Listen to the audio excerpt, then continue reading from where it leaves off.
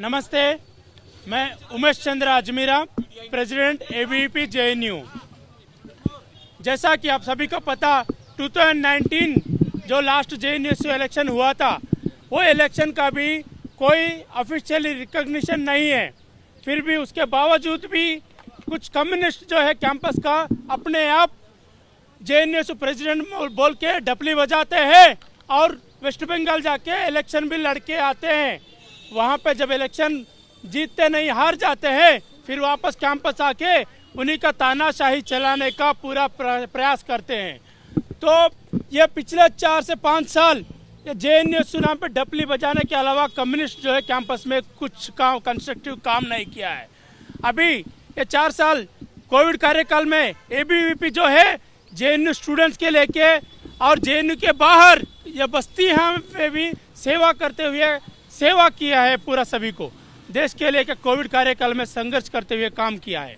ऐसा ऑर्गेनाइजेशन जो देश जो इंडिया जो डेमोक्रेटिक कंट्री है, तो यहाँ पे डेमोक्रेसी रहना है बोल के कोविड के कार्यकाल के बाद कैंपस रीओपन करने के लिए भी सत्याग्रह किया था। उस सत्याग्रह में हमारा डिमांड भी था कि जेएनयू इलेक्शन वापस से किया जाए। तो लास्ट 2 साल से जेएनयू एबीवीपी का जो लगातार प्रोटेस्ट करने का बावजूद उसके बाद जो है एडमिनिस्ट्रेशन से 2 बार आग्रह वो मिला था कि आश्वास मिला था कि पीएचडी एडमिशन के बाद जेएनयू इलेक्शन होगा। तो जैसा कि रिसेंटली पीएचडी इलेक्शन होने के बाद जेएनयू एडमिनिस्ट्रेशन जो है इलेक्शन करने का प्रक्रिया शुरू करता है। लेकिन बात ये है, ये जो कम्युनिस्ट है 4 साल 5 साल जो अपना चुनाव लड़के कोविड कार्यक्रम के बाद अभी कैंपस में चुनावी मेंढक बन के आजकल बाहर निकलते हुए बोलते कि हम जेएनयू बोल के डपली बजाते हैं। जो जैसा कि जेएनयू प्रक्रिया शुरू करने से पहले एडमिनिस्ट्रेशन के पास जाके साथ में चाय पीते, साठ-गांठ मिला के खुद के नाम पे नोटिस जारी करवा लेते हैं कि ऐसी घोष और जो दानिश जो है यही 2 लोग है, यूजीबीएम भी कराएंगे और स्कूल जीपीएम भी कराएंगे। तो आपको एक तो साथ दिख रहा है कि किस तरह से ये जो कम्युनिस्ट का जो है तानाशाही डिक्टेटरशिप कैंपस में चल रहा है। तो जो ये जेएनयू इलेक्शन का लेके जो यूजीबीएम होता है, ये जानबूझ के फरवरी 9 को यूजीबीएम किया गया था साबरमती धाबा पे। आपको इतिहास जेएनयू का इतिहास में आप सभी को पता है। उसी फरवरी 9 को भारत तेरे टुकड़े होंगे बोल के नारा लगाया गया था साबरमती धाबा पे इन कम्युनिस्ट के माध्यम से। उसी साबरमती धाबा पे यूजीबीएम बुलाते हैं और उसी स्टेज पे बोलते हैं कम्युनिस्ट सारे मिलके एबीवीपी मक्की तरह है, इनको नोच दो और मार दो, यहाँ से इनको भगाओ। एबीवीपी गो बैक बोल के कैंपेन चलाता है कम्युनिस्ट। जो डेमोक्रेटिक प्रोसेस में शामिल होते हुए हम डेमोक्रेटिक यूजीबीएम में एक फ्री एंड फेयर इलेक्शन के लिए कि हम वो यूजीबीएम में पार्टिसिपेट करने के लिए आए थे। उससे पहले बोलते थे कि एबीवीपी इलेक्शन नहीं चाहते, इसलिए ऑल ऑर्गेनाइजेशन मीटिंग में नहीं आते बोलते थे। जब एबीवीपी वहाँ पे यूजीबीएम में पार्टिसिपेट करने गया था तो एबीवीपी हमला करवाता है यही कम्युनिस्ट लोग। उसके बाद ये स्कूल जीपीएम करवाते हैं, इन्हीं दोनों के नाम पे नोटिस भी जारी करवा लेते हैं एडमिनिस्ट्रेशन के साठ-गांठ मिला के। और वो जो यूजीबीएम में आईसी घोष जो सर्कुलर में आईसी घोष और दानिश दोनों का ही नाम 10,000 का स्टूडेंट्स है जेएनयू कैंपस में। आपको दोनों के अलावा वो जो ढोकलेबाज करते हैं सूडो जेएनयू से नाम पे कम्युनिस्ट जो कम्युनिज्म चलाते हैं, उनके अलावा एडमिनिस्ट्रेशन को बाकी कोई 2 लोग नहीं मिला क्या? आज प्रशासन से भी हम क्वेश्चन करना चाहते हैं, क्या यही है कि ये जो कम्युनिज्म चलाते हैं ये आईसी घोष दानिश, इनके अलावा आपको डेमोक्रेटिक वे में फ्री एंड फेयर इलेक्शन करवाने के लिए आपको और कोई 2 लोग भी नहीं मिला है क्या? क्योंकि जेएनयू में सेंट्रल पैनल में 4 पोस्ट होती है, तो आपको और 2 लोग क्यों नहीं मिला है? 10,000 में एडमिनिस्ट्रेशन में 2 लोग मिले नहीं क्या? तो ये पूरा का पूरा साजिश है कि कम्युनिस्ट और एडमिनिस्ट्रेशन साठगांठ है। और इसीलिए जैसा कि कल जो है स्कूल जीबीएम में प्रक्रिया में स्कूल ऑफ लैंग्वेज में जीबीएम हो रहा था, उसमें जो गार्ड्स भी हैं इनके साथ शामिल हुए थे, जो ये ऑर्डर कर रहे थे उसी को पालन कर रहे थे। जो स्कूल ऑफ लैंग्वेज का स्टूडेंट जो है ऑथेंटिक स्टूडेंट से आईडी दिखाने के बावजूद भी उनको अंदर नहीं जाने दे रहा, बल्कि जो बाहर से कैंपस से बाहर इलीगल एंटी नेशनल स्टूडेंट्स आके जीबीएम में पार्टिसिपेट कर रहे थे, उनको कुछ नहीं कर रहे थे, गार्ड्स भी कुछ नहीं कर रहे थे, ये कम्युनिस्ट भी कुछ नहीं कर रहे थे। ये जो पूरा प्रक्रिया में स्कूल ऑफ लैंग्वेज में पर्टिकुलरली 6 ईसी मेंबर बनना चाहिए था। 6 में पहले जो कंसेंसस से नाम लेते हैं बनाते हैं तो लगभग 200 से ऊपर नाम दिए कि हम ईसी मेंबर बनना चाहते हैं। तो वो जो है प्रक्रिया में सारे नाम में कोई ना कोई ये कम्युनिस्ट जो है बाहर के लोग को बुला के को सबके खिलाफ ऑब्जेक्शन रेज कर दिया, क्योंकि इनका टैक्टिक से सबके खिलाफ ऑब्जेक्शन रेज कर दो, सेकंड राउंड पे 2/3 मेजॉरिटी पे ही सिलेक्ट किया जाएगा बोल के जो कॉमन स्टूडेंट और एबीवीपी को यहाँ से भगा के जो सिर्फ कम्युनिस्ट को वहाँ पे वो जो SL2 का जो है पहले SL1 में कर रहे थे छोटा सा कॉरिडोर में, वहाँ पे आपको 100 से ऊपर लोग को अकोमोडेट नहीं कर सकते और जानबूझ के कम्युनिस्ट को वहाँ बैठा के बाकी लोग को बाहर करने का प्रक्रिया किया गया था। जब ऑब्जेक्शन रेज किया गया था SL2 का जो ग्राउंड फ्लोर में कैंटीन के एरिया के 4 तरफ गेट बंद करवा के वहाँ पे करवा रहे थे, क्योंकि और वहाँ पे एबीवीपी कॉमन स्टूडेंट एंट्री नहीं करने दे रहे थे। क्यों? क्योंकि इनका पूरा स्ट्रैटेजी है क्योंकि कम्युनिस्ट कैडर को ही इसी मेंबर बनाना है, पूरा इलेक्शन को रिगिंग किया जाए। और यहाँ पे लास्ट में जब 2 लोग 2/3 से सेलेक्ट हो जाता, 4 लोग नहीं होते हैं तो वो 4 लोग के लिए दूसरा पर्ची से नाम बोलते हैं तो पकड़ा जाता है। तो कॉमन स्टूडेंट बोलते हैं कि ये पूरा गलत कर रहे हैं, तो दानिश मान लेता है कि हमारा तरफ से गलत हुआ है। दानिश जो है चेयर कर रहा था वो बोल दिया कि हमारा माध्यम से गलती हुआ है और मैं माफ़ी मांगने के लिए रेडी हूँ। उसके बाद भी आधा घंटे के बाद मीटिंग रिकन्वीन हुआ, वो माफ़ी मांगने वाला था, ऐसी घोष क्या की उसको ओवरटेक करते हुए 2-4 नाम है, पुराना ईसी 2019 का ईसी है, उनसे 4 नाम चूज किया गया है बोल के वहाँ से भाग जाती है। भागने का क्या जरूरत थी? आप वो 4 नाम क्यों नहीं बोले? आखिर की कॉमन स्टूडेंट यही क्वेश्चन पूछे 4 नाम कौन है बताइए, किस तरह से चूज किया, बुलाइए बोल के ऐसी घोष को बुलाने का आग्रह किए तो दानिश बुला नहीं रहे थे, ना ऐसी घोष आ नहीं रही थी। क्या कॉमन स्टूडेंट को आंसरेबल नहीं कर सकती क्या? तो वहाँ पे यही प्रक्रिया में वो कॉमन स्टूडेंट जो क्वेश्चन पूछ रहे थे एबीवीपी कार्यकर्ता पे 100 से ऊपर कम्युनिस्ट जो है एक ही बार राउंड अप करते हुए हमला करते हैं, उनका डपलिस को वेपन बनाते हुए। मैं कल का जो पूरा इवेंट था, पूरे इवेंट में सबसे इम्पोर्टेंट नोटिस करने वाला पॉइंट ये था कि this is not yesterday. Actually पिछले कई दिनों से जो जीबीएम चल रही है उसमें जो नियमावली है उसका पालन भी नहीं हो रहा है। उसके साथ साथ ईसी प्रक्रिया में जो धांधली हुई है उसको लेकर के जैसा उमेश जी ने बताया आपको कि कॉमन स्टूडेंट्स की जो पर्चियाँ आ रही थी उनको जो चेयर कर रहे थे दानिश और आयुषी घोष, वो पूरी तरीके से बैर कर रहे थे। जो बाहर के स्टूडेंट्स हैं, जो जेएनयू के स्टूडेंट भी नहीं है, वो लगातार हैंड रेज करके अपोज कर रहे थे और ऐसे लोगों को जो पर्ची दी जा रही थी उनकी तरफ से जो पहले चुनाव लड़ चुके हैं, जबकि ईसी में चुनाव लड़े हुए या किसी पॉलिटिकल पार्टी से आए हुए स्टूडेंट जो हैं वो मतलब नहीं भाग ले सकते। उसमें कुछ कॉमन स्टूडेंट्स ने क्वेश्चन भी उठाए, वहाँ पर कुछ कॉमन स्टूडेंट ने क्वेश्चन भी उठाए जिनकी पर्चियों को लेकर के गायब कर दिया गया था, उनको नहीं सुना जा रहा था। एट लास्ट बहुत विरोध करने पर दानिश जैसा उन्होंने बताया कि माफ़ी मांगने के लिए तैयार होते, लेकिन आयुषी घोष के आने के बाद वो चीज़ें नहीं हो पाई। तो हमारे साथ एक कॉमन स्टूडेंट है ज्योति, उनकी जो बात थी कल वीडियो भी आया, उन्होंने अपनी बात कह के विरोध भी किया था और उनसे माफ़ी मांगने के लिए चेयर से माफ़ी मांगने के लिए भी बोला था। तो वो हमारे साथ है। ज्योति रशियन की स्टूडेंट है, रशियन लैंग्वेज की स्टूडेंट है और वो आकर के अपनी बात कहेंगी। साथ में दिव्य प्रकाश दिव्यांग स्टूडेंट है, दिव्य प्रकाश भी वहाँ पर थे। लगातार कैसे पूरे दिन कैसे स्टूडेंट के साथ हाथापाई हो रही थी और जो चेयर कर रहे थे उन्होंने कैसे वीडियोस आए, आयुषी घोष ने भी कैसे मतलब स्टूडेंट को हाथापाई करी, वो सारे वीडियोस भी आए। तो दिव्य प्रकाश और ज्योति बताएंगे। ज्योति पहले बताएंगी कि कैसे वो कॉमन स्टूडेंट की जो पर्ची डाल रहे थे कैसे उनको गायब कर दिया जा रहा था, उनको मौका नहीं दिया जा रहा है ताकि ईसी में इनके लोग आ पाए और पूरे चुनाव पर कब्जा हो जाए। तो ज्योति अभी आपसे बात करेंगी, अपनी बात कहेंगी। पहले तो सभी को नमस्ते और मेरा रिक्वेस्ट है कोई मुझे लेफ्ट और राइट में काउंट ना करे। आई एम कॉमन स्टूडेंट, यहाँ पे पढ़ने के लिए आई हूँ, इससे ज़्यादा कुछ नहीं करना मुझे। मेरा पीएचडी लास्ट ईयर है, सबमिट करके जाना है मुझे।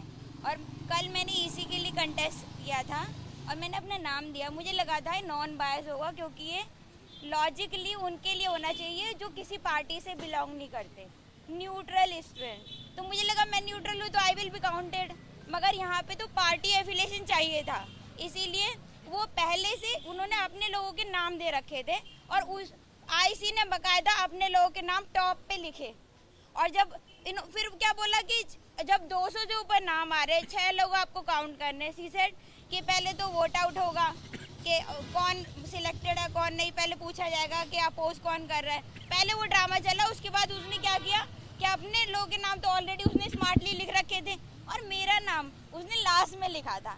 और बताइए स्मार्टनेस क्या है उसकी कि पहले एक दिन पहले दे स्ट्रेटेजाइज एवरीथिंग कि हाँ अपने लोगों के नाम कौन कौन है, कैसे कैसे वोट करना है और मैनिपुलेट कैसे करनी है चीज़ें। मुझे समझ नहीं आया फिर इतना ड्रामा क्यों कर रहे हो कि ईसी नॉन बायस होना चाहिए जब पार्टी और इन पर्सन ही चाहिए आपको।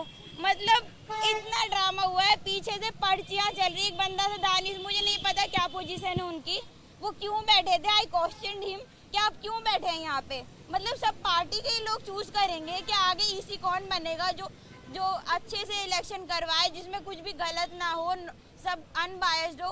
तो फिर पार्टी वाले लोग जो पहले से पार्टी में कोई बाहर वाला तो हो जो देखे। जब सब आप ही कर रहे हो तो फिर कैसे अनबायस होगी चीजें। वो बंदा अपने लोगों की, अपने भाईजानों की पर्चियां, सारे मुस्लिम नेम थे, पढ़ रहा था। और जब मैंने खुद ने सुना पीछे से एक गर्ल बोल रही थी यार मेरा नाम नहीं आया, she was in hijab. I want be like defaming them, मगर मुझे बुरा लगा क्योंकि I was also student there ना। मेरा नाम फॉरवर्ड क्यों नहीं आ रहा है, मतलब मैं कहाँ हूँ ना।